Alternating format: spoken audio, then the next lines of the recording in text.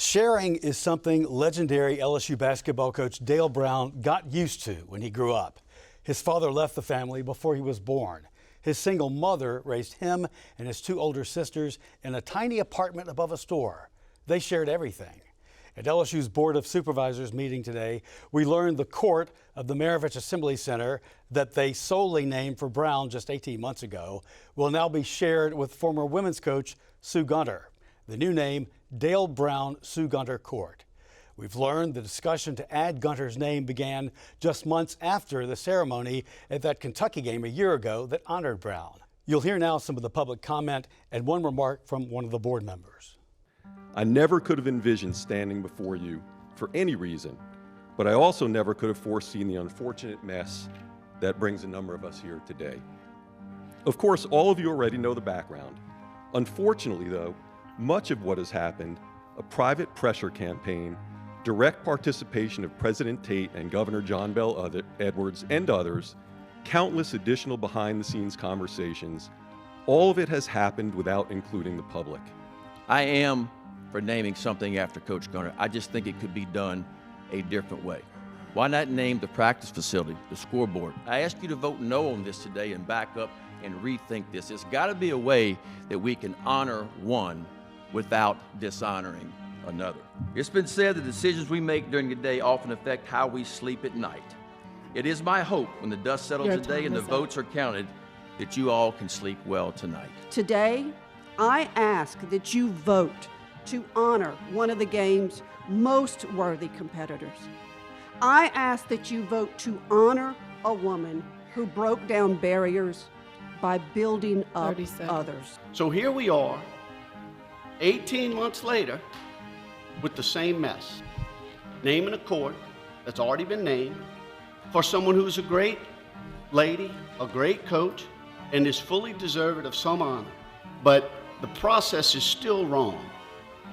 And I believe the people up here believe that it's still wrong, unless they've changed their mind and hadn't told me. Louisiana Radio Network president and LSU sports historian Jim Inkster joins me now. Jim, as I look at this, did anybody really win today? It's hard to fathom that, Andre, because there was a lot of conjecture about this, publicity, and most of it was a case in which there were people on each side feeling passionately. Yeah. And even though one side got its way, the other side left disappointed. And for those of us who were supporters of Coach Brown, we are disappointed that an honor that was given to him in a year and a half, a little less than that, was taken away. And even though this is a nice way to honor Sue Gunter, she's already been honored. And it, in the view of many, I think probably the majority of those who followed this closely, it was more a taking away of an honor from poor Coach Brown than bestowing one on Coach Gunter. Well, an oddity, because I've never heard of anything named, like a court named for somebody, then changed a year later. It really makes no sense. Yeah. There's a Skip Bertman field at Alex Box Stadium. I doubt that there's going to be another baseball coach there. There's the Charlie McClendon practice facility. I doubt that there's going to be another football coach on that. And so we have the most prolific football coach and the most prolific baseball coach at LSU who have been honored. But in 25 years, Dale Brown was never given this kind of accolade by the university that he served for a quarter century, and then he gets it, and now it's kind of taken away. Yeah, and the board meeting was, neither side really agreed on what happened, even though we know what happened. It was laid out and it was obvious, but neither side wanted to, meaning the board side and the governor, they didn't want to admit that.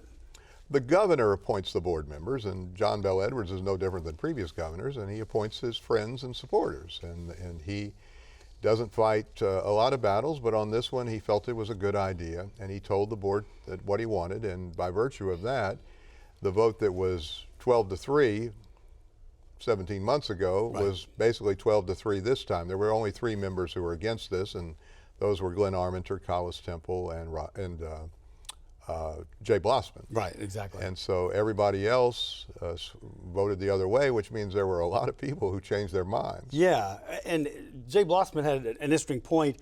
He was really hung up on the procedure the entire time, which he was then again, but he also felt like, well, I haven't been told all these things going on as soon as 2 months after the naming during the Kentucky game.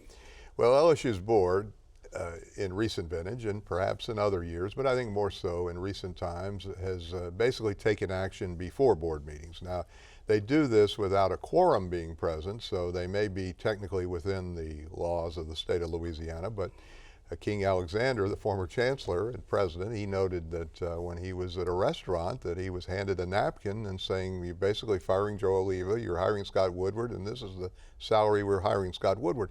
Well, I don't think that was done without consent of the board. Yes. And right. several board members were present at Right. that meeting at Jubin's, as he calls it, the Monday Night Massacre. And it seems that even though the faces at LSU have changed, the process remains largely the same. Well, the process may be largely the same since Huey Long. That's true. Essentially fired Biff Jones back in the day. Boy, that's one from that's going back to the 20s. Right. It's 34, I think, right? Yeah, well, Not that yeah, old, Bernie Moore took. Yeah. Question: is this the end of this? Is this the end of this? No, it's not the end of it, because there will be another governor, and the board will flip over, and if another governor has an inkling to change it either to the Dale Brown court or the Sue Gunter court or the Kim Mulkey court, I would imagine that governor will have the cachet to do whatever he or she wants. All right, the sun will rise tomorrow morning. That's my dad always said after an LSU defeat. So it'll come up. I remember the former chancellor, Mike Martin, saying LSU was the most political place he had ever been, and he'd worked all over the country, and I think the more things change, the more they stay the same, They Andre. certainly do. Jim, thank you so Thank much you. for all Always your good. expertise. Thank you, my Appreciate friend. it.